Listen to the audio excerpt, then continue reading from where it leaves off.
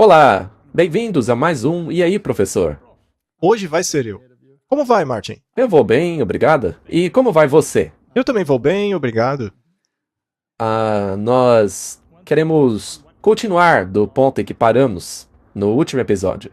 E é um assunto muito importante. E certamente muito mal compreendido. Então vamos começar com uma oração. Sim, tem muita confusão sobre essa questão. Muitos pontos de vista. Sendo assim, vamos orar. Nosso querido Pai, obrigado mais uma vez por estarmos aqui. Pedimos a sua ajuda para que possamos ter essa conversa e que ela ilumine a todos nós. Que ela honre o seu nome. Por Jesus oramos, amém. Amém? Martin, eu vou partir de uma premissa. É a premissa de que tudo na palavra de Deus tem que ver com adoração. Isso é verdade. E tem que ver com confiança. Em quem você acredita? Em quem você confia? E uma das questões, desde o começo, foi a falta de confiança. A serpente disse: Deus disse mesmo isso? Ora, isso não é falta de confiança? Muito bem. Vamos colocar de uma outra forma. Ora, quem é Deus para dizer isso para você? Isso não é rebelião, Martin? Isso também aconteceu no céu. Sim. Satanás queria dizer a Deus como as coisas deveriam funcionar. Então não é apenas uma questão de questionar o que Deus disse, mas também de usar o que Deus disse contra ele mesmo. Então vamos falar a respeito do reino. Existem muitos pontos de vista com relação ao reino do céu. Se você voltar na época de Jesus, quando ele andou nesta terra, ele dizia que o reino de Deus estava próximo. Porque, basicamente, ele desceu até nós. Jesus estava se referindo a si mesmo. Então, você não pode divorciar o reino do rei. Não se pode substituir o rei por um outro rei, um rei interino. Ou ele é o rei, ou ele não é o rei. É como aquela batalha entre a Inglaterra e a Escócia. Quando a Inglaterra decidiu romper com o papado e montar uma monarquia no lugar do papado. Aí, o rei da Inglaterra tornou-se o cabeça da igreja. O que ele fez então? Na verdade, ele duplicou o papado. Na Europa, os reis estavam submissos ao papa, não é? Sim. E a Inglaterra era submissa ao papa. A Magna Carta deixa isso muito claro, que eles tinham medo do papado. Mas, eventualmente, chegou no ponto que eles romperam com o papado. E o próprio rei se colocou no lugar do papado. E então teve início guerras terríveis contra a Escócia, já que a Escócia se recusava a admitir isso. Os escoceses tinham até um grito de guerra que dizia: "Não temos outro rei senão Jesus." Esse não é um grito de guerra ruim, né? Não, na verdade é muito bom. Nós mesmos deveríamos ter esse grito de guerra. Muito bem, o reino. As pessoas têm diferentes visões sobre ele. E com relação à reforma protestante, Eu só queria dizer que se os judeus, na época de Jesus, tivessem o mesmo grito de guerra que os escoceses, provavelmente a coisa teria terminado muito melhor. muito melhor, com certeza. Mas o reino terrestre deles estava em total contrariedade ao reino do céu. Eles não tinham espaço para o reino do céu, porque o reino do céu exige a mudança do coração. Esse é o problema. Esse é exatamente o problema. Por outro lado, o reino terrestre ainda te permite continuar com a natureza caída. Você consegue dar o jeitinho. Muito bem, então na Idade Média, a igreja governava com um punho de ferro. Mas, ao a reforma protestante se rebelar contra isso, esta acabou criando exatamente o mesmo sistema, a igreja com o Estado. Se você vivesse no meio protestante e fosse católico, você era expulso. E se você fosse protestante dentro do meio católico, você tinha que fugir, senão cortavam a sua cabeça. Não é mesmo? Sim. Então, tratava-se da mesma coisa, só que do lado oposto. Sim. Mas isso daí era o reino de Deus? Não? Não tem como esse ser o reino de Deus. Nós estamos falando hoje do venha a nós o vosso reino. E isso é parte da oração do Pai Nosso, não é? Pois é. Seja feita a tua vontade, assim na terra como nos céus. E de quem é esse reino? De Deus? É o reino de Jesus? E desde quando o reino de Deus tinha que acontecer aqui na terra? Nunca.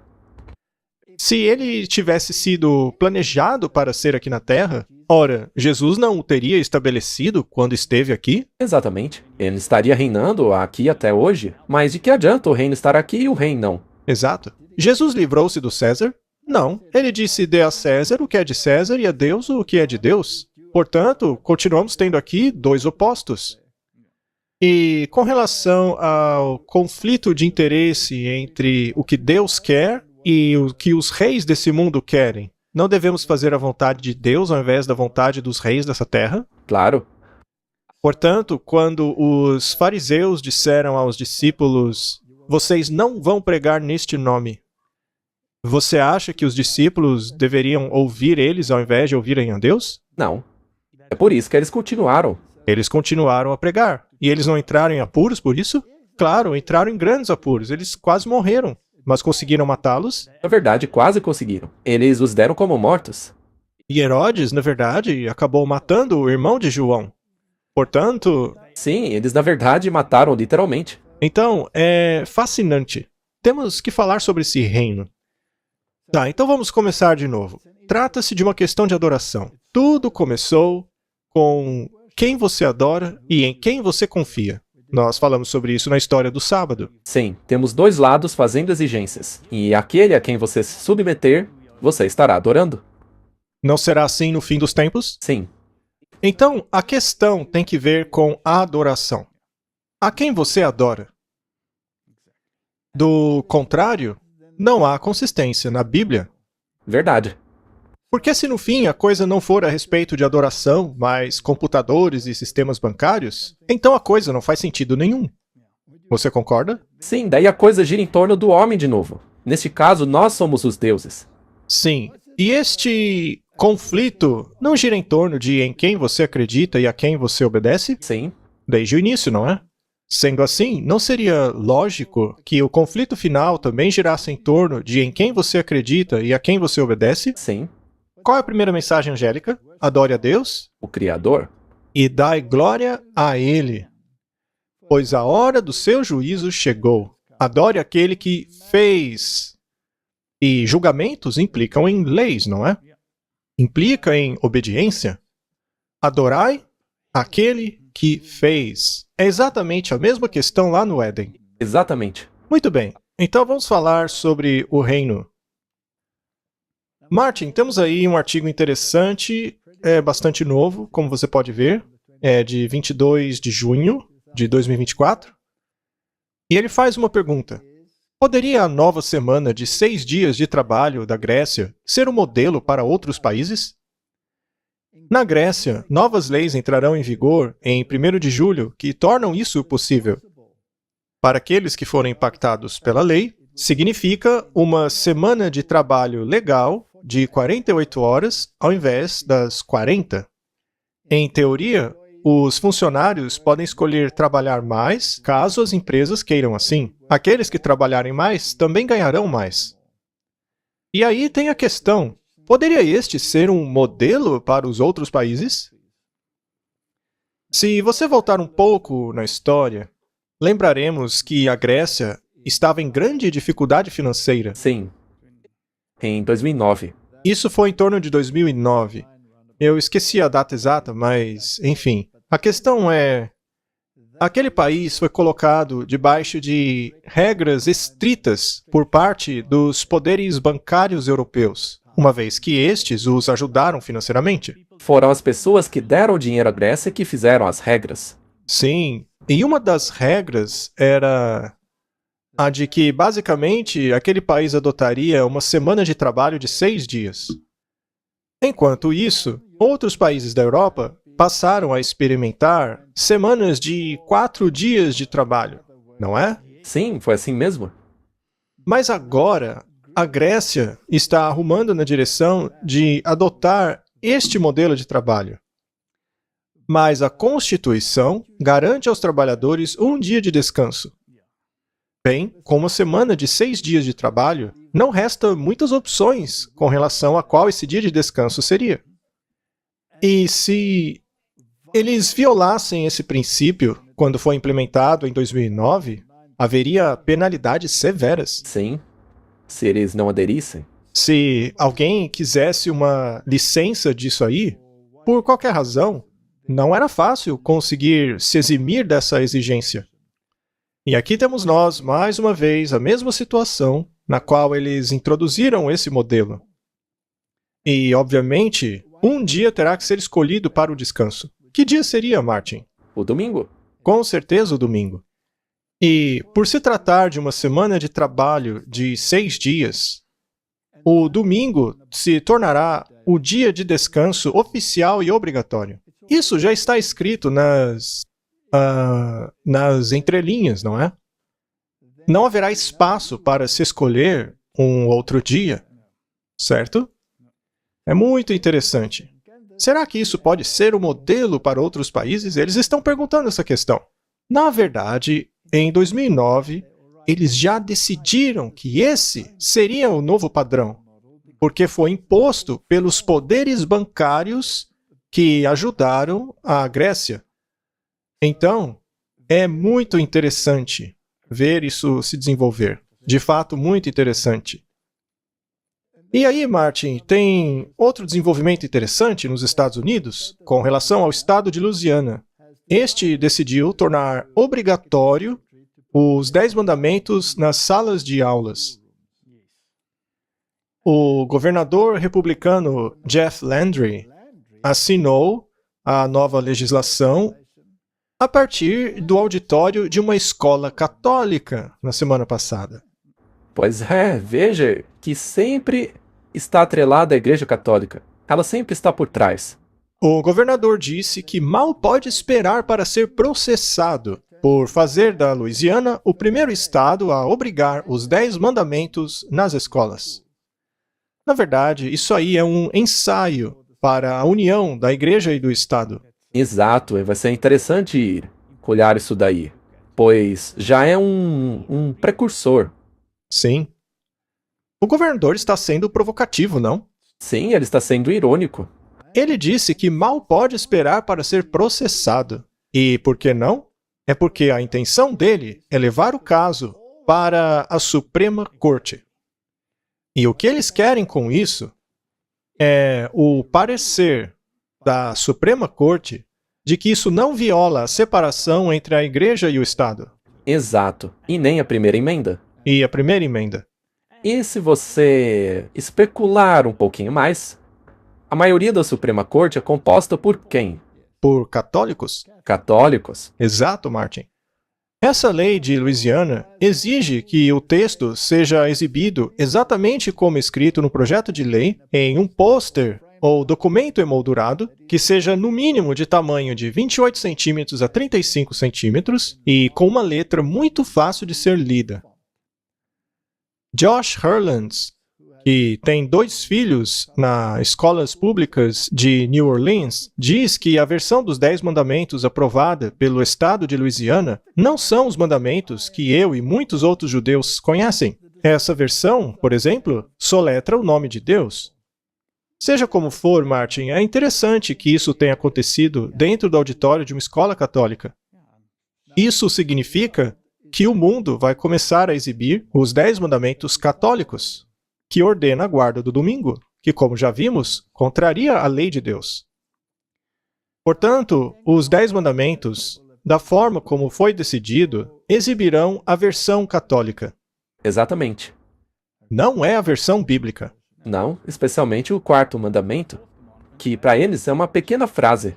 Exato. Mas este é o ponto no qual nos encontramos. Há uma pressão para voltar-se ao sistema religioso, não é? Vamos continuar lendo. Rachel Laser, cujo grupo Americanos Unidos pela Separação da Igreja e Estado falou à Suprema Corte em um outro grande teste da primeira emenda em 2022, disse que essa lei de Louisiana é um exemplo perfeito do nacionalismo cristão que está marchando ao longo de todo este país. De mandatos religiosos exibidos em escolas, apoio a banimento de livros e implantação de capelões nas salas de aulas. A ideologia política é uma ameaça fundamental à nossa democracia, disse ela. Então há um grande desafio. Essa não é uma disputa entre o rei do norte e o rei do sul? Definitivamente. Com certeza, é um exemplo realmente perfeito disso. Muito bem, nós tivemos todas essas questões ideológicas acontecendo recentemente. Isso inspirou esta tirinha política. Eu acho que é uma boa maneira de descrever, né? Que foi publicada recentemente. Temos aí um professor de escola com um papel na mão, achando um absurdo os 10 mandamentos nas escolas. Logo em seguida, vemos que aquele papel em sua mão era um pôster promovendo a agenda trans. É uma questão moral, Martin? Claro que é, e de novo, esse é um grande exemplo entre a disputa do Rei do Norte e do Rei do Sul. E me parece que o objetivo é destruir a ideologia do Rei do Sul, tornando-a extremamente ridícula. É basicamente o que vemos aí nessa tirinha, que traz à tona toda essa questão, transgênero. Tudo isso aí faz ferver o sangue das pessoas. Sem dúvida. E acaba as conduzindo para uma direção. Isso é pura dialética hegeliana. Assim, fica muito fácil acabar sendo levado por um lado. Uau, você pode ser dragado por isso. Você é sugado para esse barco. Especialmente se você lê a Bíblia e é um cristão. Neste caso, esse tipo de coisa ferve o seu sangue. E isso tudo não é uma questão de adoração? No fundo é. É uma questão de adoração. Há algo mais aí. Se você prestar atenção na maneira como isso é retratado na tirinha, verá que as tábuas dos 10 mandamentos não são exatamente como descrito na Bíblia, não é? Na primeira tábua temos 5 e na outra mais 5. Não, a primeira tinha 4 e a segunda 6. E os mandamentos mais longos estão aqui na primeira tábua, que denotam os nossos deveres para com Deus. Estes são somente 4, sendo o quarto o mandamento do sábado. Mas aqui na imagem vemos 5 mandamentos. Portanto, isso já deixa claro que o sábado não será entendido como sábado da Bíblia, mas sim o domingo.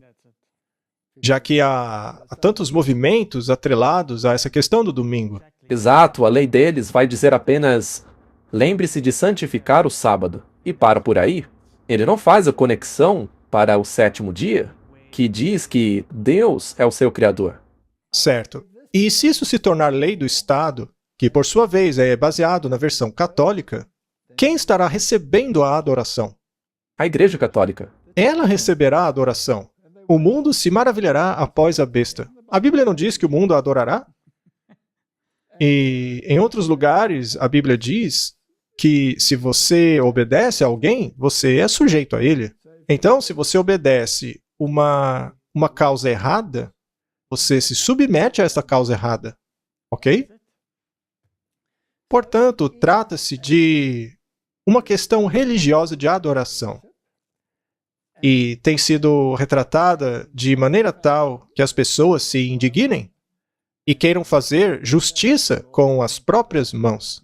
Pois é, você vê muita gente dando apoio a isso. Muitas pessoas pulando nesse trem cegamente. E, aliás, muitas delas são seculares. Ainda assim, alguns ainda estão vendo que isso aí não é muito legal. Elas não querem a legislação das leis de Deus. Sim, mas a questão é que as pessoas que veem um problema nisso, infelizmente, em sua grande maioria, são favoráveis a essa questão LGBT. Exato. Também estão alinhadas com o aborto, com a questão transgênero e etc, etc, etc. Mas ninguém está vendo o real problema disso. A questão é: quem você adora? O sistema? suas leis e suas questões morais? Ou a Deus? Essa é a verdadeira questão. Acho que vale a pena dizermos mais uma vez: cuidado, não sejam sugados por isso aí. Não. Tomem cuidado para não subir nesse trem. Pessoalmente, eu diria, olha, eu fico feliz que os 10 mandamentos estejam sendo exaltados. O problema é a versão dos 10 mandamentos. Esse é o problema. Pois é. Muito bem. No artigo, eles mencionam a ascensão desse nacionalismo cristão. Já falamos muito sobre isso. Já há bastante tempo. Não dá para separar o nacionalismo cristão do dominionismo. Estes dois estão ligados como siameses. Não, são inseparáveis. O nacionalismo cristão pode ser um sentimento, mas o dominionismo é uma lei. Isso. Você pode explicar pra gente? Muito bem. Dentro do dominionismo, o nacionalismo cristão é obrigatório. Você tem que forçá-lo sobre o povo. É o Estado e a Igreja juntos impondo. Isso. Veja, por exemplo, a Guerra das Bandeiras, né? Algumas pessoas querem queimar a bandeira. Outras querem ajoelhar-se diante dela. Eles se ajoelham quando toca o hino nacional. Essa é uma guerra entre o nacionalismo e o antinacionalismo. Mas uma vez que você faz a lei, isso se torna dominionismo, porque aí você tem a regra. Então, vamos dizer que há muitos que estão inclinados a levar o nacionalismo cristão a um novo patamar, o patamar da imposição. Estes são os dominionistas, certo? Temos aqui um artigo que também é muito interessante. Ele é de novembro de 2022, mas veja só o nome do site. A Era Cristã. A ascensão silenciosa do dominionismo cristão. Ora, uma ascensão silenciosa não implica que se trabalhe por trás das cortinas? Sim. Há uma citação muito interessante no Espírito de Profecia sobre algo que está acontecendo nas trevas. Pois é. Nesses dias, Jerry Falwell ainda era muito proeminente. E ele queria preparar a América para o fim do mundo. E os apoiadores evangélicos de Ted Cruz queriam tomar conta da América. Isso é muito interessante. Veja, eu não sei quem será o vice-presidente, mas o Ted Cruz não está na lista? Sim. O Ted Cruz está sim. E independentemente de quem acabe sendo eleito, ele vai fazer parte do time. Então, vamos ler o que eles dizem aqui. Ted Cruz, que sugeriu concorrer novamente em 2024, representa um ponto de vista evangélico em ascensão muito diferente do dispensacionalismo. Veja, Martin, o dispensacionalismo, e nós já falamos muito sobre ele aqui, e também o Marlow e o Robert têm falado muito a respeito dele. O dispensacionalismo acredita que a igreja cristã será arrebatada e não fará parte do reino. Já o dominionismo é totalmente diferente. É muito diferente do dispensacionalismo, porque para eles são os cristãos que mandam aqui embaixo. Então, não é interessante como duas ideologias tão opostas estejam trabalhando em conjunto? Sim, sim. Ambos estão trabalhando juntos porque os dois querem tirar você da verdade. E ambos querem a ascendência do cristianismo. Só que um quer que o reino aconteça no céu e o outro que aconteça aqui embaixo. Mas ambas ideologias são parceiras porque ambas querem o nacionalismo cristão. Ambas têm isso como base comum. Portanto, essa lei será apreciada pelos dois lados. Sim. Digamos que eles façam um acordo, sentando-se na mesma sala para decidir coisas juntos. Um vai dizer: eu vou trabalhar por essa causa, apesar de saber que eu serei arrebatado. E outro vai dizer: tudo bem, vou trabalhar por essa causa, porque eu quero implementá-la. No fim, essa é a diferença entre ambos. Mas não é estranho, Martin, que essas duas ideologias tão diferentes sejam parceiras? Isso me lembra do ecumenismo, no qual, apesar de haver diferenças enormes de ideologias, eles focam em apenas um ou dois pontos que eles têm em comum, ignorando todo o restante que os separa. Essa é a maior armadilha que eu já vi. Basta você encontrar um ponto em comum para assim ignorar todas as diferenças. Mas isso é um grande erro. Esse dominionismo, Martin, e o dispensacionalismo, não seria interessante se eles viessem da mesma fonte? Olha, eu não ficaria surpreso. Não seria segredo para ninguém, né? Não é um segredo. Muito bem. Então, o dispensacionalismo, apesar de ter sido refinado, surgiu do sistema jesuíta. Tudo bem, eles usaram alguns protestantes para dar voz a isso, mas em sua origem saiu dos jesuítas. Eles sempre foram dominionistas. Sempre foi assim. A Igreja Católica tem que reinar. Ela tem que reinar. Eles são amilenialistas. A igreja vai governar para sempre. No fim, é disso que se trata. Muito bem, o que é o dominionismo cristão? O dominionismo é a crença de que os cristãos deveriam tomar o controle moral, espiritual e eclesiástico da sociedade, ou seja, controlar a sociedade. Isso não implica em leis? Sem dúvida. Pois é. Ele tem surgido silenciosamente na sociedade americana e não tem travado batalhas públicas com o dispensacionalismo. Ou seja, Martin, no fim, são parceiros. Ao invés disso, os dois têm interesses em comum, como indicado pela calorosa recepção de Cruz na Liberty. Indivíduos evangélicos não necessariamente apoiam um ou o outro. Então, não interessa o lado que você está. A questão é que aqueles que estão no governo hoje estão inclinados para o dominionismo. Sim, o que eles querem é tomar o controle do poder. E isso não acaba tendo implicações proféticas? Sem dúvida. Isso não faz você ficar com a pulga atrás da orelha? Isso mostra que o pêndulo profético está mudando de direção. E aqui temos pessoas que são muito preeminentes. Um deles é um potencial vice-presidente. Nós não sabemos se isso realmente vai acontecer, mas a qualquer momento eles devem anunciar o vice.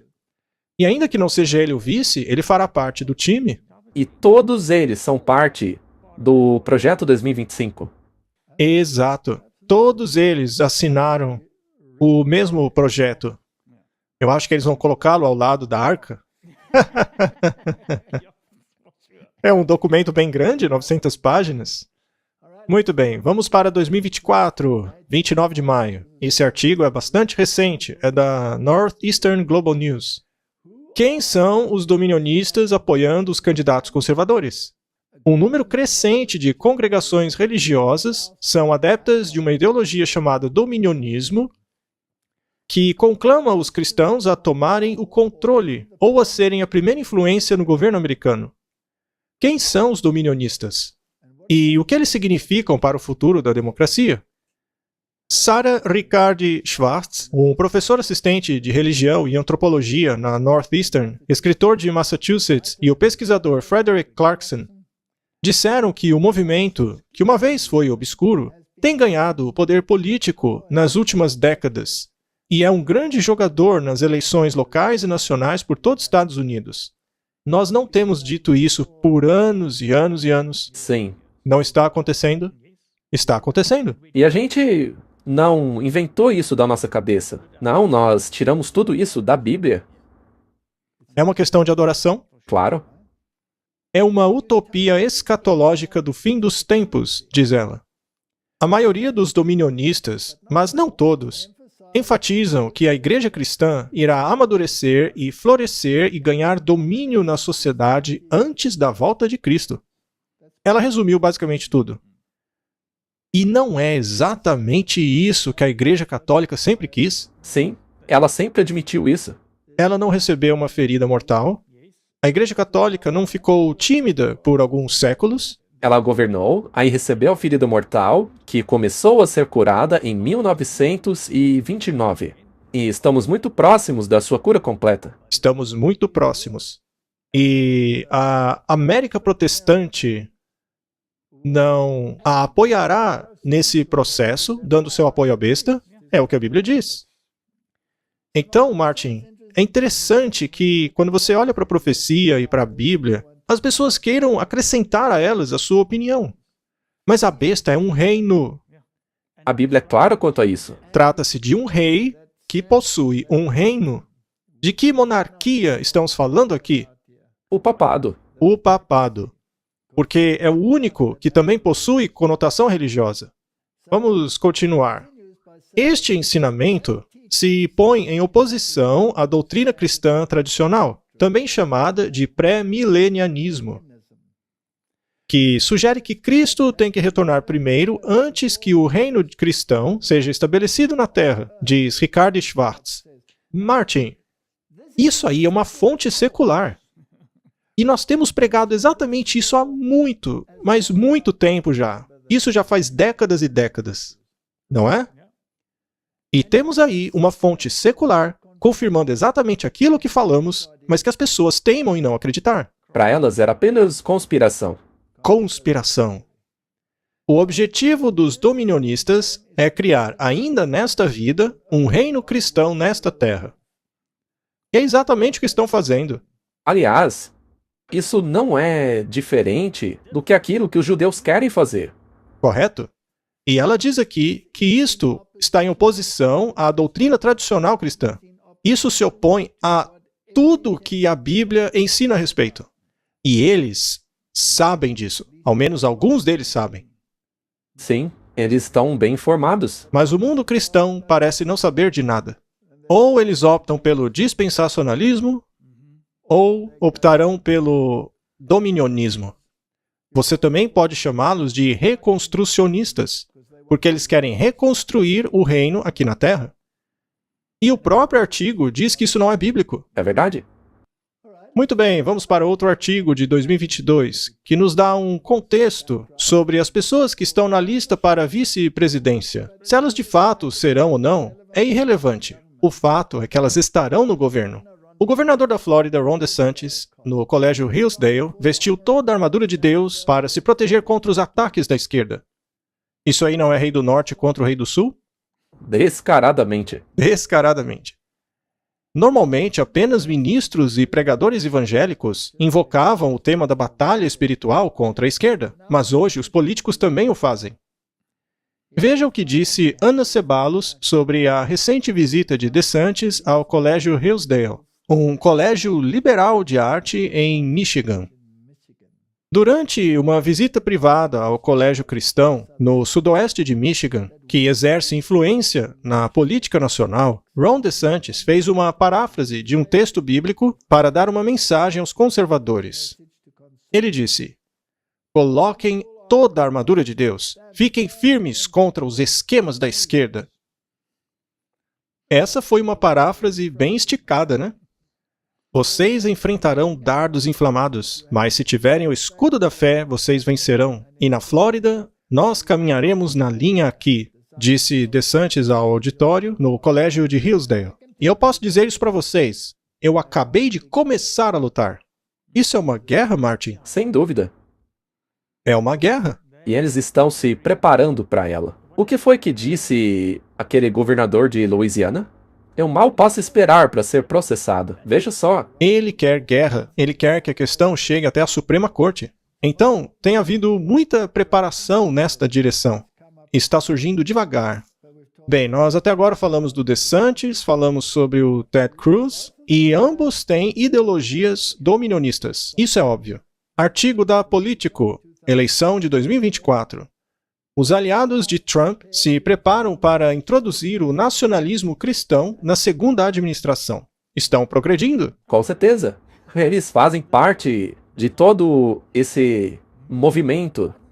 Não é fascinante que mesmo dentro de nossas fileiras haja teólogos avestruzes que colocam suas... e administradores também, que enfiam suas cabeças na terra, recusando-se a admitir que tudo isso está acontecendo agora mesmo? É muito triste.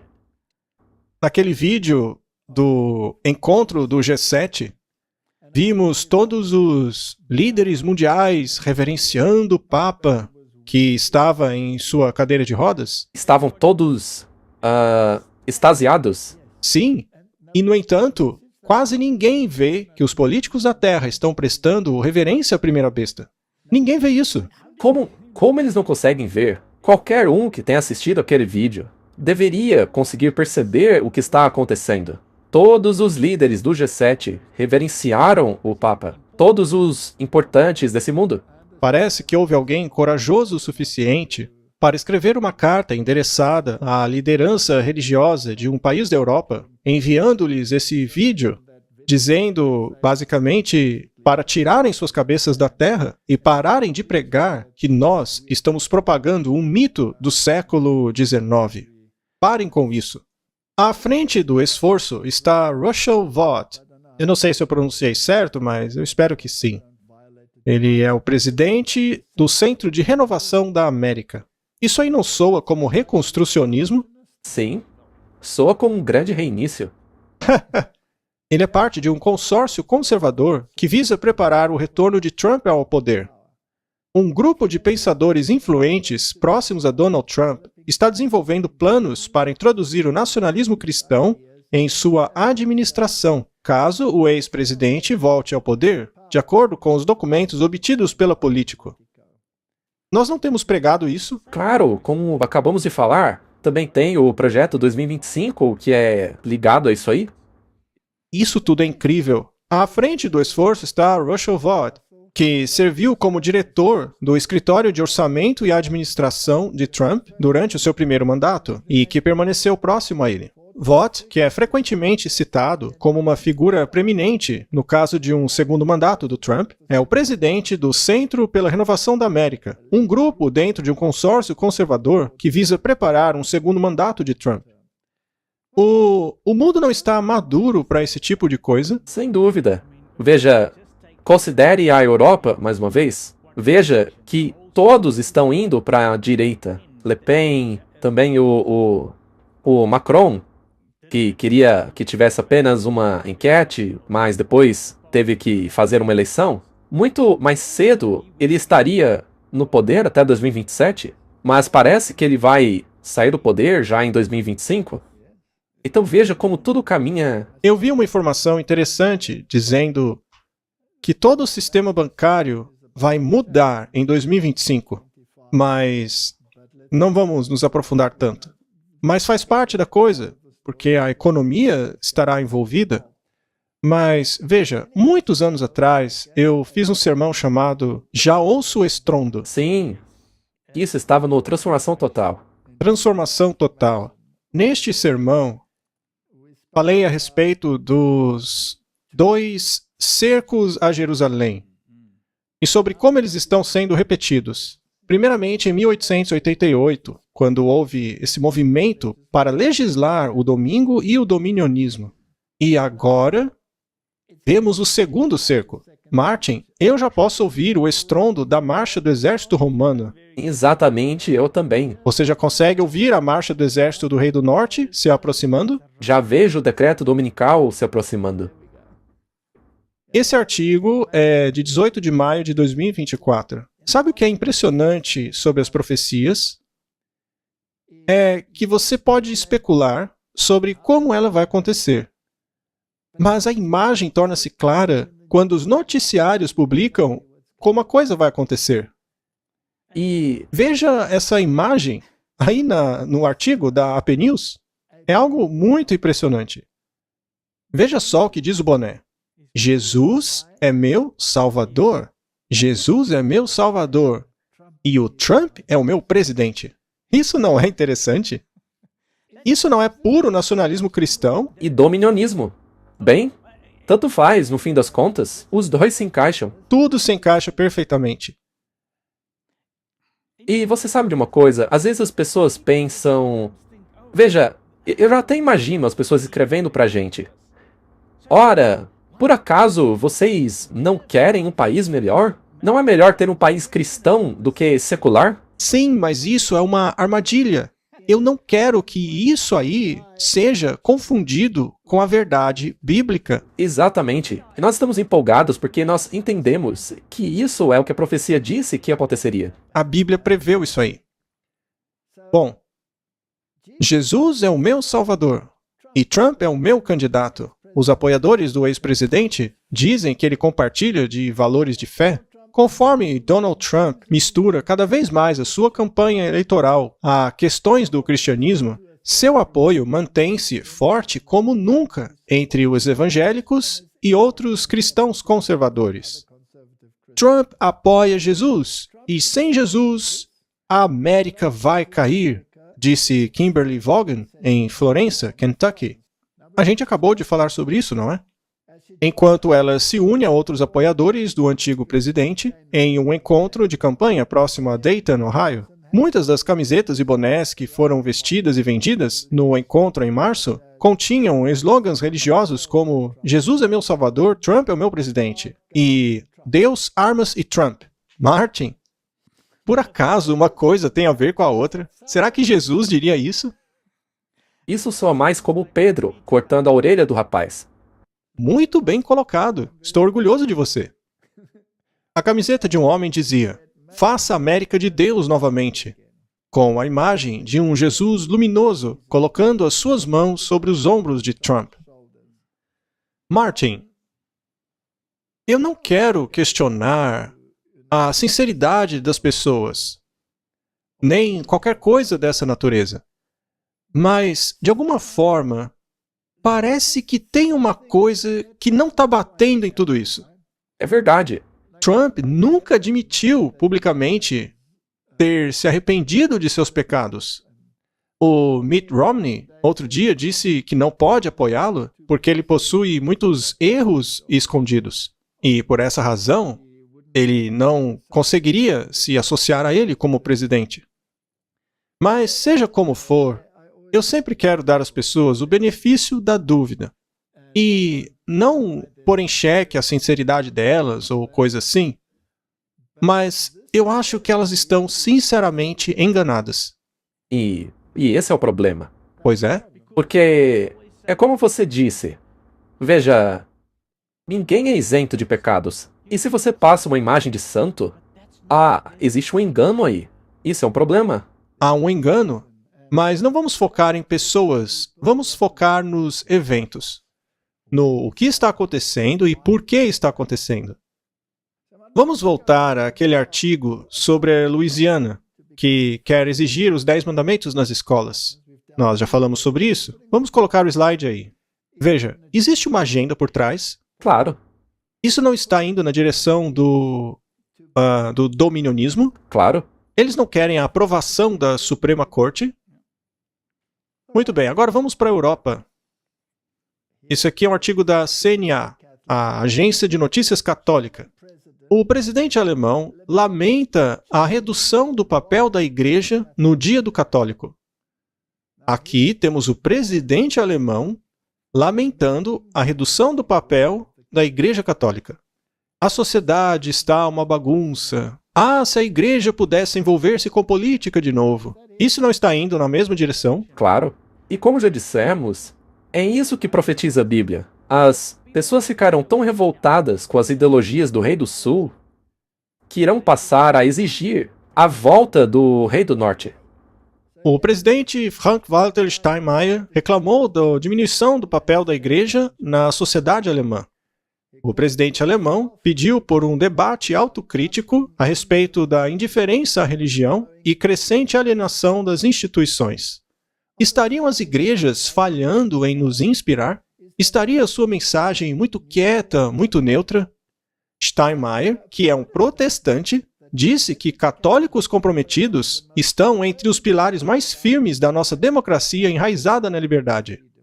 O protestantismo não estenderia sua mão sobre o abismo para pegar nas mãos de Roma? Exato.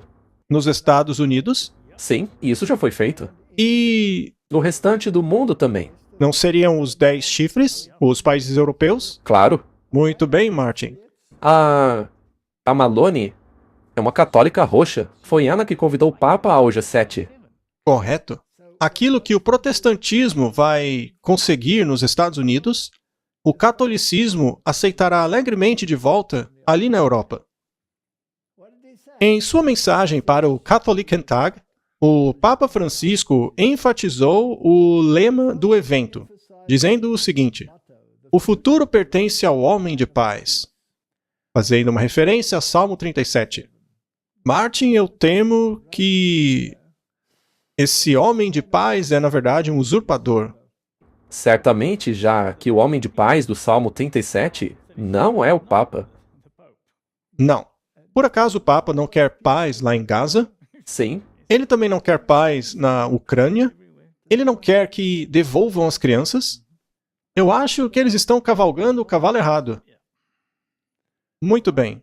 O Santo Padre, só esse título aí já é uma blasfêmia, clamou por uma reorientação genuína na direção de Deus e salientou a interconectividade das várias crises sociais. Ou seja, temos que trazer Deus de volta. Ou melhor, vamos trazer a Igreja Católica de volta. sim, na verdade é isso que eles pensam. As muitas crises morais, sociais, econômicas e políticas que estamos passando estão todas ligadas. Cuidado pela natureza, justiça para o pobre, comprometimento da sociedade, a proteção da vida e da família, a defesa da dignidade de toda a vida humana, assim como a paz externa e interna, está tudo ligado, disse o Papa. Agora, Martin, quais dessas coisas tem Cristo como centro? Nenhuma. Como ousa dizer isso, Martin? Porque é a pura verdade, infelizmente. É a verdade, não é? Não tem nada que ver com Cristo e a adoração a Deus. Nada. É tudo criado pelo homem. Obras. Tudo mesmo. Essas coisas deveriam ser o resultado natural da adoração a Deus. Exatamente. Tem alguma coisa de errado com essas coisas? Não necessariamente. Eu vejo o problema. Não, o que eu quis dizer é que não tem nada de errado em se ajudar o pobre. É verdade. Em sua essência, não há, mas, com certeza, essas preocupações suplantam a Cristo. Eles colocam a carruagem na frente dos cavalos. Na verdade, eles jogaram fora o cavalo. Totalmente. Jesus nem é mencionado por eles. Eles nunca falam de Jesus. Muito bem, Martin. Eu acho que precisamos falar a respeito do reino, porque as pessoas estão muito confusas sobre isso. Nós podemos ver isso pelas perguntas que nos fazem, como: qual é o problema de se ter um reino terrestre? Nós só queremos reconstruir a sociedade. Sim, uma sociedade voltada para Deus. Sim, estamos fazendo isso por Deus. E ao matarmos vocês, estaremos servindo a Deus. É o que eles dizem. Exatamente. O lema deles diz: armas, Deus e Trump. Muito bem. Então, Martin, do que se trata o reino de Deus? Para sabermos, precisamos nos enraizar na palavra de Deus. Precisamos saber o que ela fala sobre isso, porque se errarmos a compreensão desse assunto, vamos perder o bonde. Vamos dar uma olhada no que dizem alguns estudiosos do mundo, para pegarmos algumas citações deles. Philip Yancey é um desses estudiosos. Ele é um teólogo, na verdade. Ele escreveu um livro intitulado O Jesus que eu nunca conheci. Em seu livro, O Jesus que nunca conheci, ele lamenta o fato de que o reino de Deus exija diferentes atitudes de seus adeptos do que frequentemente é apresentado por aqueles que desejam propagá-lo. A história é repleta de tentativas de se formar um equivalente humano do reino de Deus. Ele está certo, não é? Ele escreve: os cruzados que pilharam o Oriente, os conquistadores que converteram o Novo Mundo pela ponta da espada, os exploradores cristãos na África que colaboraram com a escravidão. Nós ainda sentimos o resultado de seus erros. A história mostra que quando a Igreja utiliza as ferramentas dos reinos terrestres, ela se torna tão sem efeito como qualquer estrutura de poder tirânico. Sempre que a Igreja se misturou ao Estado, como por exemplo no caso do Santo Império Romano, na Inglaterra de Cromwell e na Geneva de Calvino, o apelo da fé também sofre. Ironicamente, o nosso respeito no mundo declina proporcionalmente ao quão vigorosamente tentamos forçar os outros a adotarem nosso ponto de vista. Na mosca. Dá para discordar dele? Não, ele acertou na mosca. Muito bem colocado. Então, há pessoas que enxergam o problema. Mas o mundo está correndo na direção disso daí, sem se aperceber do perigo que corre. Muito bem. Obrigado, Philip Yancey, pelo seu comentário. Isso não significa que eu concordo com tudo que ele diz, mas isso daí foi certeiro. Veja, nós sempre dizemos que há muitas pessoas que abrirão seus olhos e irão para o rebanho de Deus. Nunca se sabe. Muito bem, mais um. Esse é o Philip Schaff, um estudioso muito importante. Philip Schaff, em seu livro História da Igreja Cristã, apresenta um ponto de vista muito semelhante com relação à união entre a Igreja e o Estado debaixo de Constantino. A cristianização do Estado resultou, em grande medida, a paganização e secularização da Igreja. O ganho temporal do cristianismo foi, em muitos respeitos, anulado pela perda espiritual. Os líderes da Igreja consideraram esta união entre a Igreja e o Estado como uma restauração da teocracia mosaica e davídica no solo cristão. Muito interessante. Isso está no seu livro A História da Igreja Cristã, volume 3, página 93. Você concorda? Sim. Sim. Então, há muitos exemplos na história com relação ao que acontece quando se une a Igreja e o Estado. Isso que querem fazer hoje é uma forma de unir a Igreja e o Estado. E isso nunca é bom. Nunca é bom. E parece que o Yancey concorda com essa ideia do Constantino, porque ele escreve em seu livro O Jesus que Nunca Conheci o seguinte: desde o tempo de Constantino, a Igreja tem enfrentado a tentação de se tornar a polícia moral da sociedade. A Igreja Católica na Idade Média, este é um exemplo. A Geneva de Calvino, isso aí foi um desastre. A Inglaterra de Cromwell, esse aí foi literalmente decapitado depois. Winthrop na Nova Inglaterra, ou seja, até mesmo no solo americano. A Igreja Ortodoxa Russa, cada um desses tentaram legislar uma forma de moralidade cristã, e cada um, de sua própria maneira, teve dificuldades para comunicar a graça. Ao ouvir sermões e ler escritos da Igreja contemporânea nos Estados Unidos, às vezes eu detecto mais de Constantino do que de Jesus. Muito bem colocado. Não é verdade, Martin? Sim, com certeza. Então, todos concordamos com esse sentimento.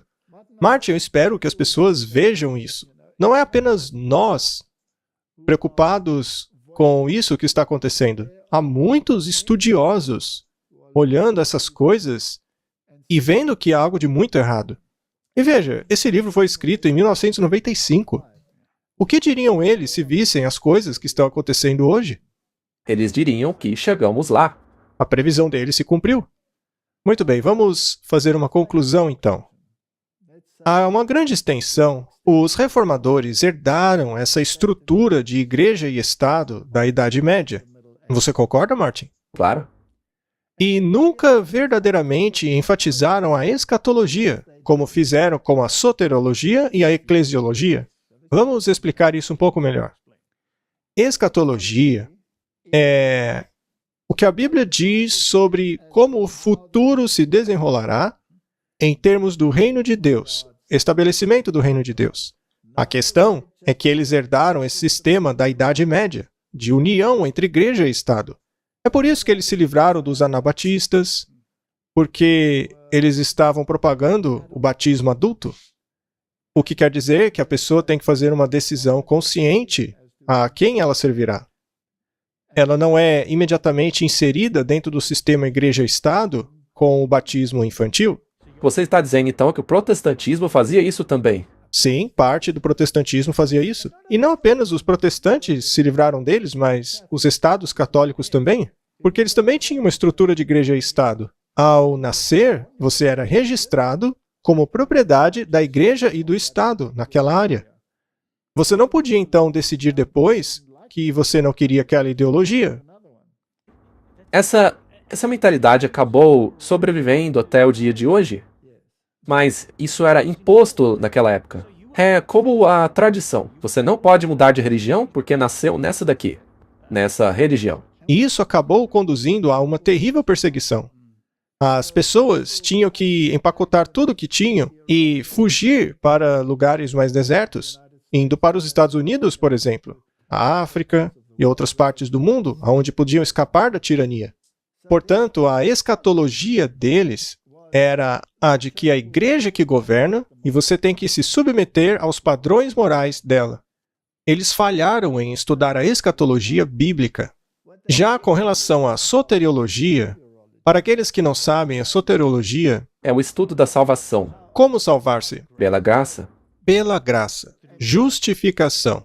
Os protestantes acertaram nisso, já que estavam num embate com Roma com relação a como se salvar, ou pelas obras ou pela fé. Portanto, a salvação é por meio de Cristo. A soteriologia deles foi a área de foco de seu estudo. Já a eclesiologia é qual é o papel da igreja dentro desse contexto. Eles também estudaram isso, mas não fizeram um estudo profundo sobre a escatologia. O que ensina a Bíblia sobre o que vai acontecer nos últimos dias? Muito bem. Isso então levou a perseguições e atrocidades que rivalizaram aquelas da igreja com a qual eles haviam rompido. É apenas quando a Constituição dos Estados Unidos é formulada que esse tipo de intolerância religiosa cessou na maioria dos países cristãos. Infelizmente, as novas teologias do futurismo e dispensacionalismo, que foram introduzidas pelos jesuítas e agradam tanto aos evangélicos, estão levando a humanidade de volta para a intolerância que existia durante os terríveis dias da Idade Média. Este não é o resumo do que acabamos de falar? muito bem colocado. Quem teria escrito isso? Não é por nada, Martin, mas fui eu que escrevi, tá? Mas é exatamente isso que está acontecendo. É o que estamos vendo hoje. E se pegarmos isso e olharmos os artigos que acabamos de mostrar, podemos encaixar todas as peças e vermos para onde estamos caminhando. Estamos voltando à Idade Média, Martin. E por quê? Porque fizeram o secularismo parecer tão ridículo que a união entre a igreja e Estado parece ser a única alternativa. Ao invés de pregar a verdade e converter as pessoas ao verdadeiro reino, eles estão pregando o dominionismo. É isso mesmo. E essa parte, como você disse, que os está conduzindo, eles estão guerreando nesse ponto. Eles estão militando.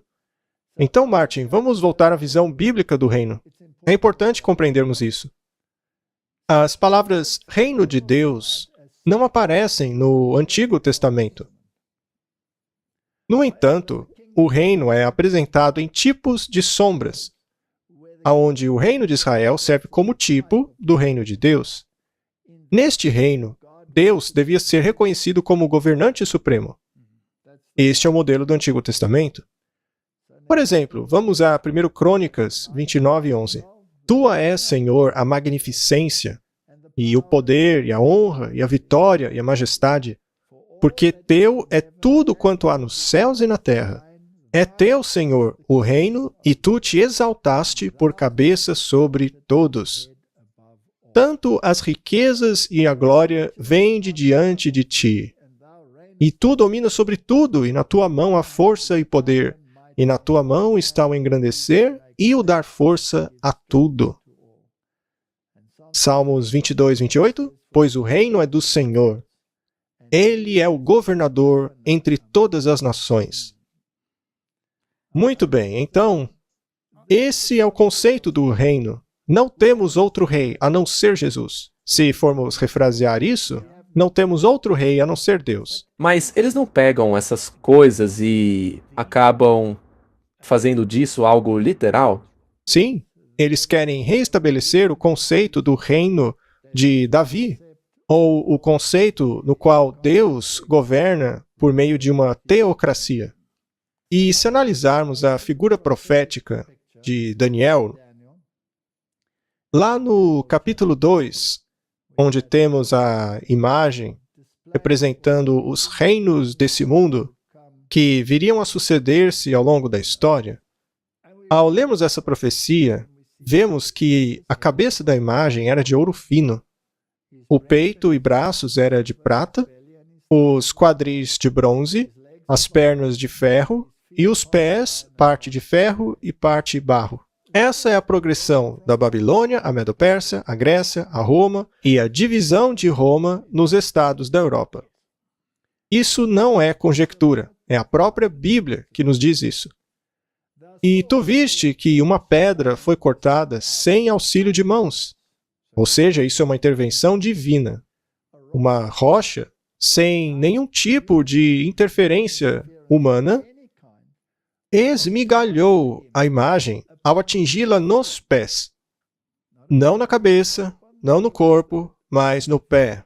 Este é o reino final. São os 10? Os 10, que eram de ferro e barro, e a quebrou em pedaços.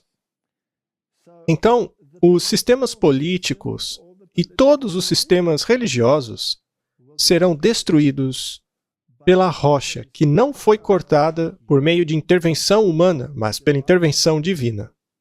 Isso é bíblico. Muito bem. Então, o ferro e o barro, que representam a igreja e o Estado, então o ferro, o barro, o bronze, a prata e o ouro foram quebrados juntos. E por quê? Porque a ideologia de Babilônia não havia desaparecido. As estruturas colocadas pelos medo-persas, como o mitraísmo, a partir do qual muitos sistemas religiosos se basearam, não desapareceu. A filosofia grega ainda permeia todas as religiões hoje. A lei romana, mesma coisa. E o Estado e a Igreja estão, mais uma vez, querendo se unir, estão querendo tornar-se um mais uma vez. Isso nunca deveria acontecer, porque um não deveria apoiar-se no outro. Então foram quebrados juntos, tornando-se como palha, e o vento os levou, de forma que não puderam ser achados mais em nenhum lugar. Já a pedra que esmigalhou a imagem tornou-se uma grande montanha e encheu toda a terra. Esse é o reino de Deus. De acordo com a profecia, quando vem o reino de Deus? Quando Deus destrói todos esses reinos, é quando finalmente chega o reino dele. Há espaço para o dominionismo aí? Não. Não há lugar para o dominionismo, porque o reino de Deus será estabelecido quando todos forem destruídos. A igreja não vai governar, Jesus vai. Ele vai. O reino de Deus não virá até que as estruturas terrestres, seja lá o que forem ao longo da história, forem destruídas. E as ideologias associadas a elas. Isso é bíblico? Sim. Muito bem, é o que a Bíblia diz. E nos dias desses reis, o Deus do céu formará um reino. Martin, os humanos se envolverão no estabelecimento desse reino? Não. E o reino de Deus nunca será destruído. E este reino não será deixado para outras pessoas, pois quebrará e consumirá todos os outros reinos. Ele permanecerá para sempre. Isso está claro? É muito claro. Eu não acho que não dá para entender. O dominionismo está em harmonia com a Bíblia? Não. Não está e ponto final. Martin, como você pode ser tão arrogante? Olha, a gente só leu a Bíblia. Quer dizer então que essa é a sua licença para ser eclesiasticamente arrogante? Muito bem. Vamos ver a visão de Daniel 7. E nas minhas visões da noite, eis que vinha nas nuvens do céu um como filho do homem, e dirigiu-se ao ancião de dias e o fizeram chegar até ele. Esse evento está acontecendo no céu, correto? E esse é o mesmo título que Jesus utilizou quando esteve aqui na terra. Ele mesmo diz ser o Filho do Homem, ao qual no céu já havia sido dado poder, o domínio e a glória e um reino. O domínio pertence a quem? Ah, a ele? A ele? E quando ele esteve aqui, ele disse que o reino de Deus estava próximo. Sim, porque ele estava aqui. Próximo. Não é exatamente aqui. Às vezes as palavras podem parecer próximas, mas tem uma grande diferença entre elas. E muitos se apressarão, e haverá perseguição, haverá tumultos, haverá decisões, etc, etc. Mas o reino virá quando? Quando Jesus voltar. Ok. Jesus já é o rei? Sim. O reino já foi dado a ele. Ele já foi coroado. Já foi coroado. Ele já é o rei, mas ele ainda não estabeleceu o seu reino. Primeiramente, ele deve, sem intervenção humana, vamos refrasear isso, ou melhor, vamos enfatizar isso, sem intervenção humana, sem seres humanos dizerem, vamos fazer isso com nossas próprias mãos, ele virá e destruirá todos os reinos terrestres. E aí, essa profecia irá se cumprir. Então, se formos deixar tudo bem claro, não há presidente nessa terra que vai estabelecer qualquer tipo de reino para Deus. O próprio Jesus virá fazer isso. Qualquer tentativa terrestre falhará miseravelmente. E essa última falhará de maneira terrível, porque ainda virá as pragas. Muito bem. De forma que todos os povos, nações e línguas o servirão. Não apenas as nações cristãs. Porque o dominionismo, ele visa o mundo todo. Mas, basicamente, ele mira nas nações cristãs, certo? O seu domínio é o domínio eterno. Ele não passará. O seu reino jamais será destruído. Esse reino não está aqui agora, mas ele é uma promessa. Muito bem, vamos ver o verso 18. Mas os santos do Altíssimo receberão o reino e o possuirão para todo sempre, de eternidade a eternidade.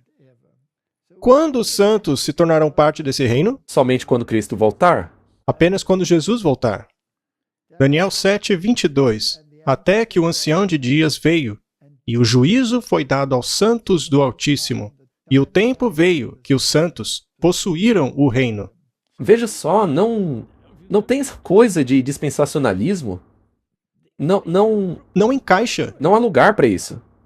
E o juízo foi dado aos santos. Quando o juízo será dado aos santos? Somente quando Jesus voltar. Esse julgamento será apenas a confirmação do julgamento que já começou. Isso acontece durante o milênio. Eles são aqueles que, junto com Cristo, determinarão que os juízos de Deus foram verdadeiros e corretos. É isso que vai acontecer. Muito bem. É uma constatação. Um juízo de constatação. Daniel 7, 24. E quanto aos 10 chifres, daquele mesmo reino se levarão 10 reis. E depois dele se levantará outro, o qual será diferente dos primeiros, e abaterá 3 reis. Muito bem, isso é a queda do Império Romano. E do Império Romano surgiram 10 nações. 3 delas se oporiam a esse outro poder, o chifre pequeno, que terminaria destruindo-os. E isso aconteceu na história. Quando os Érulos, os Vândalos e os Ostrogodos foram varridos do mapa para que o Papa pudesse ter o poder e finalmente tomar para si a herança de Constantino, que aliás não passa de uma fraude. E falará grandes palavras contra o Altíssimo, e guerreará contra os santos do Altíssimo, e pensará mudar os tempos e as leis, e lhe serão dados por um tempo, tempos e metade do tempo. E neste período de tempo, você vai ver lá no livro de Apocalipse, que isso se refere ao tempo da supremacia papal. Que acabou em 1798. E ele falará grandes palavras contra o Altíssimo, e removerá a expiação de Jesus Cristo. Isso não é falar contra o Altíssimo? É uma completa blasfêmia. Ele se colocará no lugar de Cristo. Ele vai vencer os santos e persegui-los. Ele não fez isso? Ele não mudou os tempos e as leis? Sim, com certeza. Falando nisso, as pessoas estão constantemente escrevendo para nós dizendo: como vocês sabem que o sábado de hoje ainda é o sábado original? Porque hoje guardamos o calendário gregoriano. Ora, o calendário gregoriano nunca alterou o ciclo semanal. Alterou apenas a data. E isso é muito importante. Eles alteraram 10 dias, não foi? Sim. E seriam entregues em suas mãos por um determinado período de tempo, que, como já vimos, é 1260 dias, 3 anos e meio proféticos. Ao utilizarmos o princípio dia-ano, isso dá 1260 anos de supremacia papal, que começou de 538, acabando em 1798, quando seu poder secular foi tomado. Mas o juízo será estabelecido, e eles tirarão o seu domínio para o destruir e o desfazer até o fim. Ou seja, a pedra virá e destruirá completamente os reinos terrestres. E o reino, e o domínio, e a majestade dos reinos debaixo de todo o céu serão dados ao povo dos santos do Altíssimo. O seu reino será um reino eterno, e todos os domínios o servirão, e lhe obedecerão.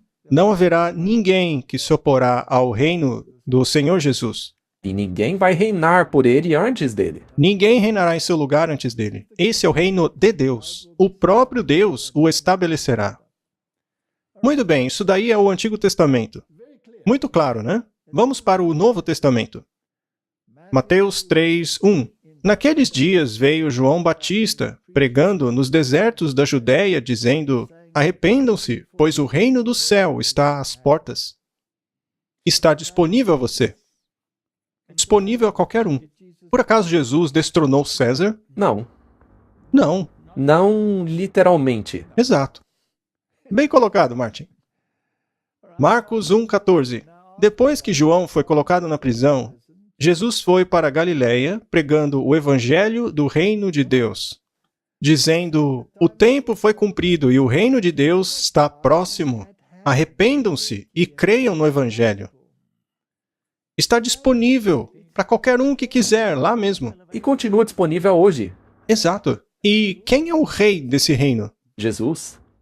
O segundo templo, apesar de ser inferior em estrutura, acabou sendo maior que o primeiro, já que o próprio Rei dos Reis andou nele. Vamos cavar um pouco mais.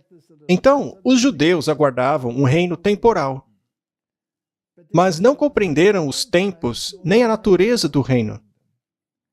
Eles não viram o servo sofredor profetizado por Isaías e nem compreenderam a natureza do conflito cósmico que estava sendo travado e que chegaria em seu ápice antes que o reino de Deus pudesse ser estabelecido. Havia, então, uma guerra ideológica. Essa guerra foi colocada universalmente. Todos tiveram a chance de decidir. Os primeiros apóstolos chegaram na China. Eles alcançaram o Japão. Alcançaram os confins do mundo. Cada nação teve a oportunidade e ainda terá oportunidade. Esse assunto foi abordado no último episódio do O que é a Verdade? Se você andar por Jerusalém, verá que continua a mesma coisa. Continua a mesma mentalidade desde a época de Jesus. Algumas pessoas dizem que nós não alcançamos o mundo todo. O mundo só terminará quando o evangelho chegar aos confins do mundo.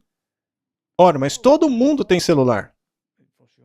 Todo o planeta, até mesmo nos lugares mais distantes, tiveram que usar máscaras, não foi? Da mesma forma, muitos terão que tomar uma decisão contra ou a favor de Cristo. Isso não vai acontecer em todo o mundo? É como uma bomba atômica se espalhando. Não há muitas pessoas tendo visões? Nos países islâmicos, por exemplo, tendo sonhos? Então, Martin, esse reino está próximo e já está disponível. Você pode escolhê-lo ou rejeitá-lo. Se você escolher o dominionismo, você estará escolhendo outro reino. Infelizmente, sim. Muito bem, vamos para Mateus 10:6. Antes vão para as ovelhas perdidas da casa de Israel. E quando forem, preguem dizendo: o reino de Deus está próximo. O que isso significa? Curem os doentes, purifiquem os leprosos, ressuscitem os mortos, expulsem demônios. De graça recebestes, de graça dais. Era o que os judeus queriam? Não. Eles queriam livrar-se dos romanos. Eles queriam dominionismo. Conseguiram? Não conseguiram. Não conseguiram. Então, os judeus rejeitaram o reino espiritual, rejeitaram o Novo Testamento e a escatologia que levava ao reino final de Deus. Eles ainda estão aguardando para implementar o dominionismo. João 19:15. Mas eles clamaram: fora com ele, crucifica-o. Pilatos disse a eles: mas eu crucificaria o rei de vocês? Eles devem ter ficado loucos ao ouvirem isso. Os chefes dos sacerdotes responderam: não temos outro rei além de César. E hoje ainda é assim. É exatamente o que está acontecendo. Mateus 21:42. E Jesus disse a eles: nunca lestes nas Escrituras a pedra que os edificadores rejeitaram?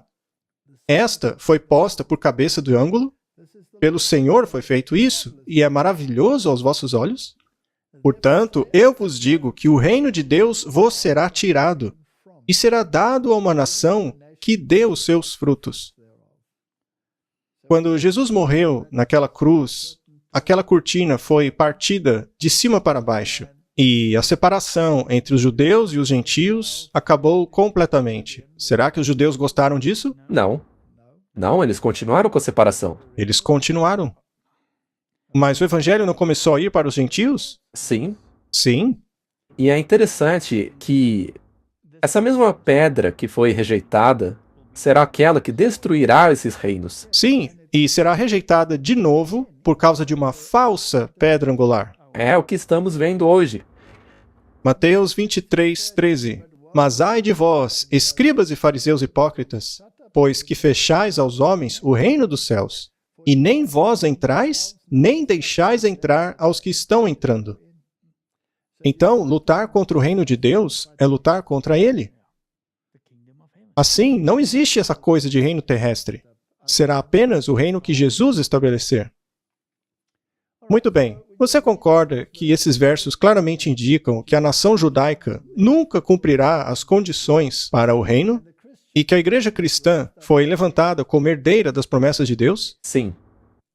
Por acaso deveriam repetir os erros dos judeus? Você diz os cristãos? Sim, não deveriam. Mesmo tendo exemplo do passado, fizeram a mesma coisa. Eles pioraram o erro.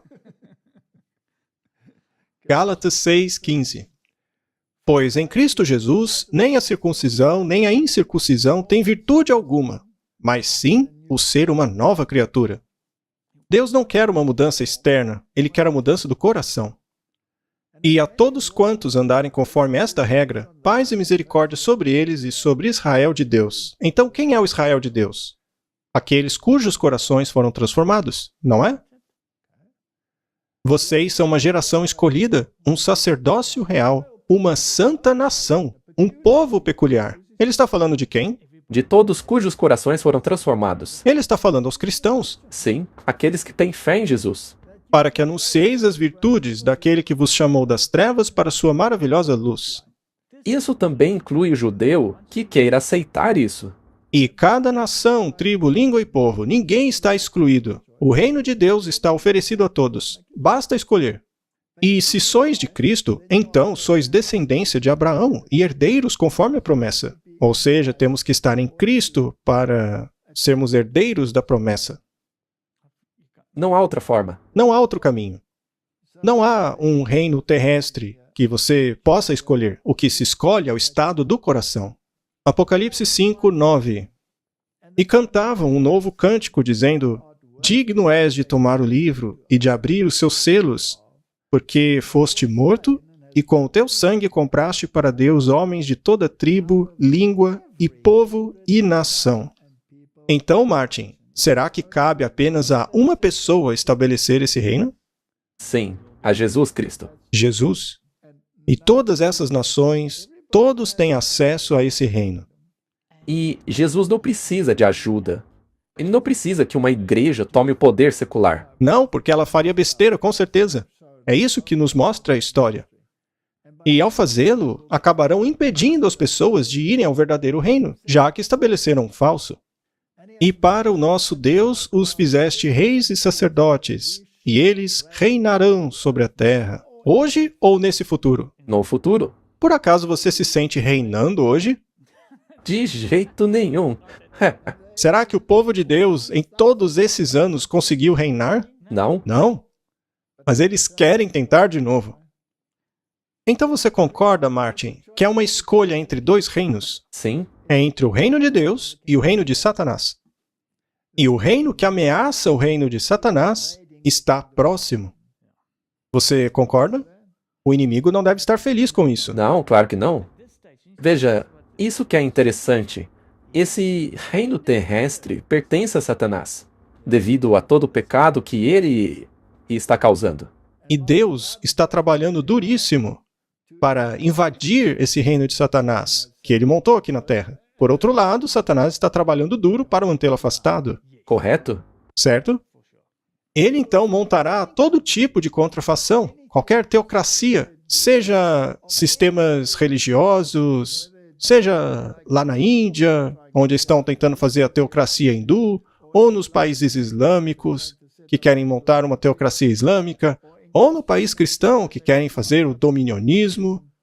Tudo isso é uma tentativa de manter as pessoas fora do verdadeiro reino de Deus. É a pura verdade. E o que nos diz Mateus 12 a respeito disso? Mas quando os fariseus ouviram isso, disseram: esse aí expulsa os demônios pelo poder de Belzebu, o príncipe dos demônios. Então, quando Cristo estava estabelecendo o seu reino, eles disseram que era o poder de Satanás. Veja que ponto se pode chegar na distorção das coisas, daquilo que a Bíblia diz. Mas Jesus sabia os seus pensamentos, dizendo a eles: todo reino dividido contra si mesmo é devastado. E toda cidade ou casa dividida contra si mesma não subsiste. Você lembra das citações dominionistas que acabamos de ler? Foram feitas por teólogos. Há uma divisão entre o reino de Deus e o reino do mundo.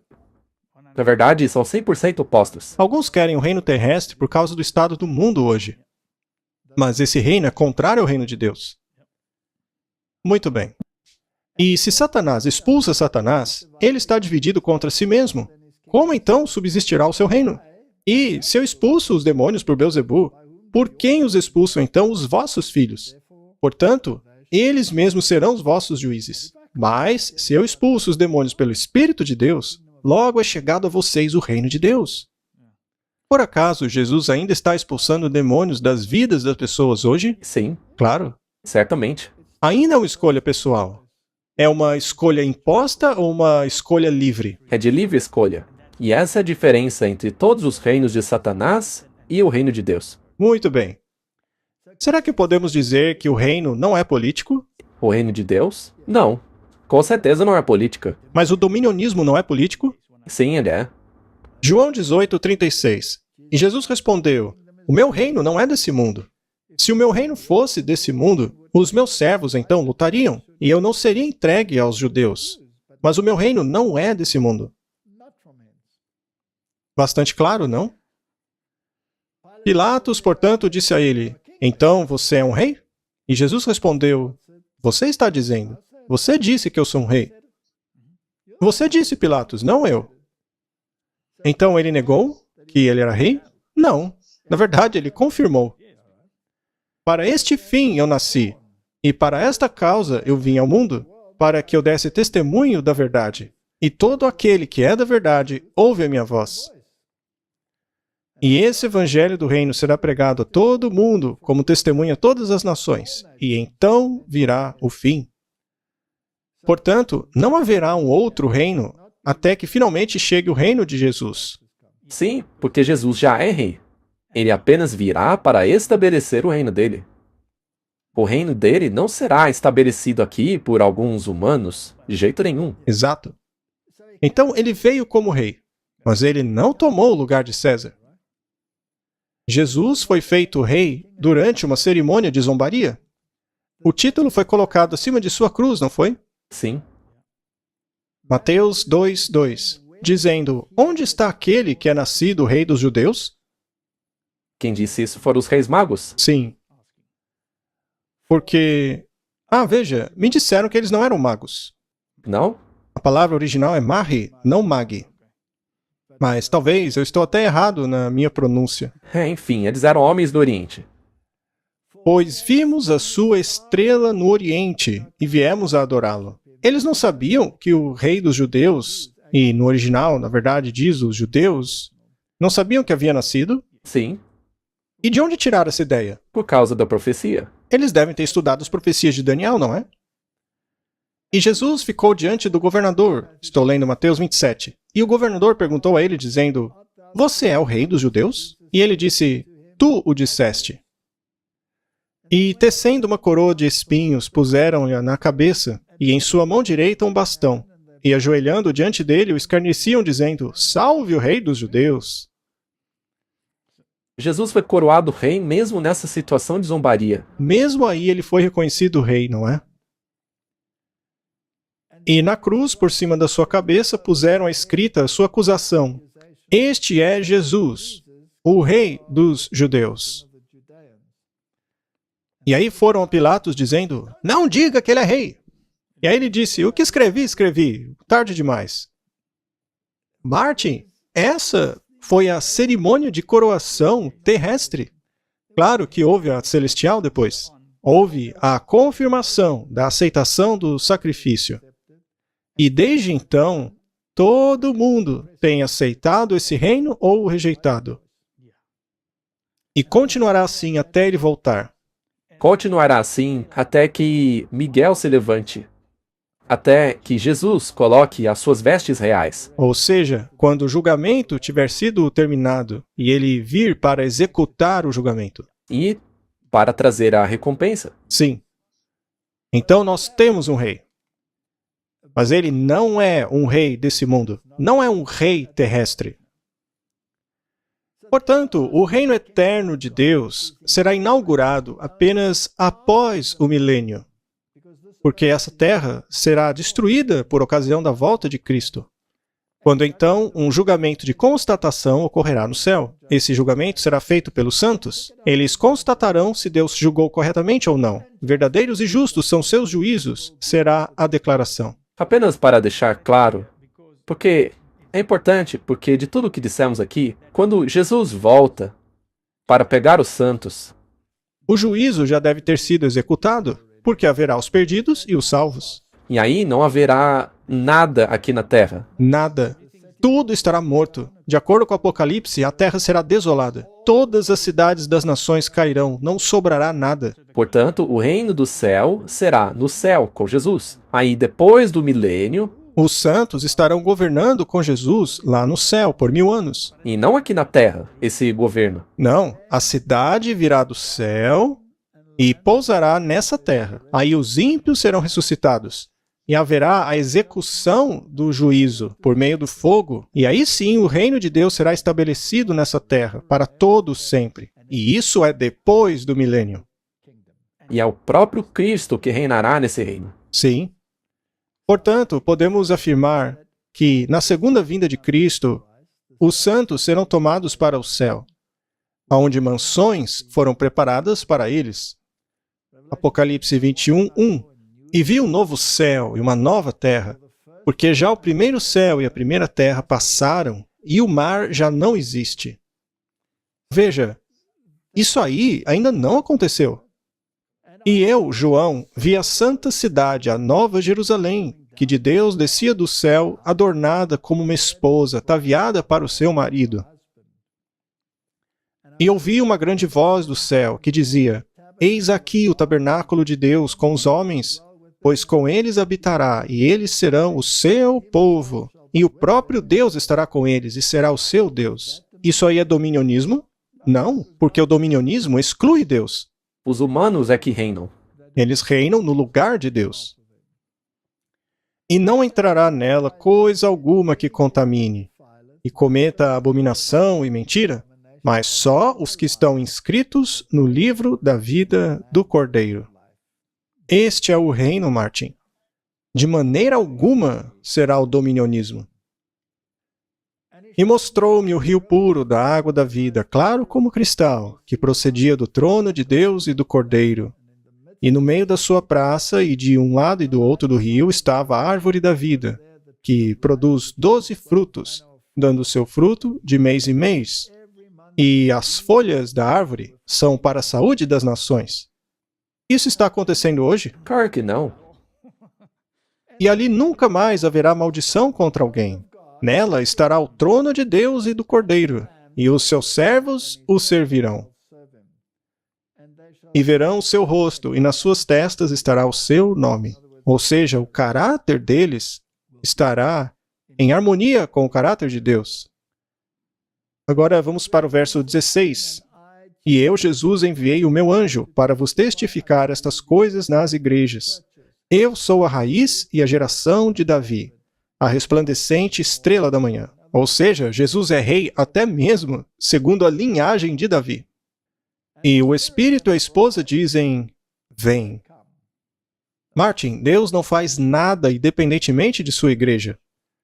Portanto, o Espírito Santo, junto com a noiva, a igreja, está convidando as pessoas a aceitarem esse reino. E quem ouve, diga, vem. E quem tem sede, venha. E quem quiser, tome de graça. Deus força alguém? Não, ela está disponível a todos. Tome de graça da água da vida. Isso é escatologia bíblica, Martin? Será que os protestantes se dedicaram a esse estudo? Não, infelizmente não. Eles se agarraram ao dominionismo e ao dispensacionalismo. Ou qualquer outro sistema ao qual se apegaram? Qualquer coisa que dê poder a eles. Mas isso daí é o que a Bíblia diz. Eles não podem suplantar isso. Não se pode criar o seu próprio sistema. Ou seja, será que podemos afirmar que nenhum ser humano pode criar um novo céu e uma nova terra? Sim, podemos afirmar. Então o reino só estará aqui quando houver um novo céu e nova terra. Qualquer reino diferente desse é uma contrafação. Todo esforço humano para estabelecer um reino da glória, enquanto ainda vigora o reino da graça, é um esforço inútil. Você concorda? Sim. Os seres humanos são tão incapazes de estabelecerem esse reino quanto são incapazes de salvarem-se a si mesmo. Perfeita. Do contrário, você se torna um Deus. Você torna-se Deus para si mesmo. Vamos concluir com Mateus 11:28. Venham a mim todos os que estiverem cansados e sobrecarregados, e eu lhes darei descanso. Esse é o reino que está disponível a nós hoje. Está próximo, mas ele será estabelecido apenas quando Jesus voltar. Amém? Muito bem, Martin. Então, vamos ver um pouco de tipologia para concluir essa questão. Rapidinho. As batalhas do Antigo Testamento servem como um tipo do confronto final entre dois sistemas. O sistema terrestre será destruído pela rocha, que é Cristo, que virá para estabelecer o sistema celestial. Todo o apoio terrestre será retirado, de forma que não poderemos comprar nem vender. Isso está em Apocalipse 13:17. É isso que vai acontecer. Portanto, quando eles formarem o dominionismo e você não aceitar submeter-se a ele, serão tomadas medidas econômicas contra você. E tudo já está no lugar. Tudo. RG digital, tudo isso. O povo de Deus estará em grandes apuros. Todo mundo se voltará contra eles, de acordo com Apocalipse 13:3 e 12. É isso mesmo. O mundo inteiro se voltará contra você. Ora, isso não difere do dominionismo, no qual o povo de Deus governa e decide tudo? É muito diferente do que isso. Haverá um decreto de morte pronunciado contra eles. Aqueles que guardam os mandamentos e atêm-se ao testemunho serão, pelo dominionismo, sentenciados à morte. Exato. E o decreto de morte não se encaixa na visão do dominionismo, porque eles não serão perseguidos. Não encaixa. O dominionismo não se encaixa aos santos. Veja, não houve um decreto de morte contra Jesus? Sim. Porque o reino dele não era compatível com o desse mundo. Ora, vai ser assim no final. Tudo que poderão fazer é confiar que ele os salvará por sua promessa. Tudo que poderão dizer é o seguinte, como dizem em 2 Crônicas 20:12. Ah, nosso Deus, porventura não nos julgará, porque em nós não há força perante essa grande multidão que vem contra nós. E não sabemos o que fazer, porém os nossos olhos estão postos em ti. Isso daí está se referindo à igreja remanescente. Sim, Martin. O povo de Deus passará por apuros no fim dos tempos, ele não ficará numa posição vantajosa dando ordens. É exatamente o oposto do que eles estão prometendo, não é? É exatamente o oposto. Não há salvação oriunda desse sistema. Nós vamos ser perseguidos. Muito bem. A única saída para enfrentar essa crise é lembrar-se. Lindo. Foi sobre isso que falamos da última vez. Ele é o oleiro e nós somos o vaso. Ele é o Criador, nós a criatura. Será apenas após percebermos nossa total dependência e compreendermos que não há nada em nós que nos dê mérito, que finalmente teremos paz nele. E é este o significado do sábado. O sábado é o sinal de que reconhecemos que ele é o Senhor que nos santifica. Quando fizermos isso, todo mundo virá contra nós. Incluindo o dominionismo. Ezequiel 20, verso 12 diz: Além disso, lhes dei os meus sábados, para que servissem de sinal entre mim e eles, para que soubessem que eu sou o Senhor que os santifica. Seja feita a tua vontade, na terra, assim como no céu. Venha a nós o teu reino. Nós falamos sobre as mensagens angélicas e a guarda dos mandamentos. O povo de Deus guardará os mandamentos. Isso não os porá em conflito direto com o reino desse mundo? Sim, porque o mundo quer impor os seus mandamentos. Muito bem. Mas Deus é o ajudador do verdadeiro remanescente. E eles cantarão um novo cântico quando forem libertados. Apocalipse 7:14. E eu disse-lhe, Senhor, tu sabes. E ele disse-me, estes são os que vieram da grande tribulação e lavaram as suas vestes e as branquearam no sangue do Cordeiro. Eles, portanto, foram justificados e santificados.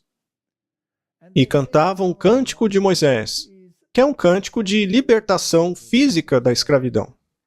Servo de Deus. E o cântico do Cordeiro, ou seja, o cântico da libertação espiritual. Grandes e maravilhosas são as tuas obras, Senhor Deus Todo-Poderoso. Justos e verdadeiros são os teus caminhos, ó Rei dos Santos. Quem não te temerá, ó Senhor? Quem não magnificará o teu nome? Porque só tu és santo. Por isso, todas as nações virão e se prostrarão diante de ti, porque os teus juízos são manifestos. É isso que acontecerá no fim. Os juízos virão antes do reino. Somente quando esses juízos forem manifestados é que cantaremos o novo cântico. Não antes. Não antes. Então, Martin, eu espero que a nossa audiência entenda que não haverá um reino terrestre antes do estabelecimento do reino celestial. E isso é escatologia bíblica. Qualquer coisa contrária a ela é mentira. É uma oposição ao que diz a palavra de Deus. E ele nos ajude. Que Deus nos ajude. Vamos orar. Querido Pai, estamos vendo o clímax da história. É como um filme sendo retratado bem diante de nossos olhos. A única diferença é que há a realidade. E muito em breve teremos que escolher entre o reino desse mundo e o reino do céu. E aqueles que querem estabelecer um reino terrestre decidirão eliminar completamente aqueles que se opõem ao reino deles. Farão isso por medo de perderem o seu reino. A ironia é que não percebem que eles já perderam o reino, mas no futuro esse reino será tomado fisicamente quando a rocha atingir a estátua, e esta virar pó e for levada pelo vento. Então ajuda-nos a entender essas coisas para que possamos escolher o reino certo. Em nome de Jesus. Amém.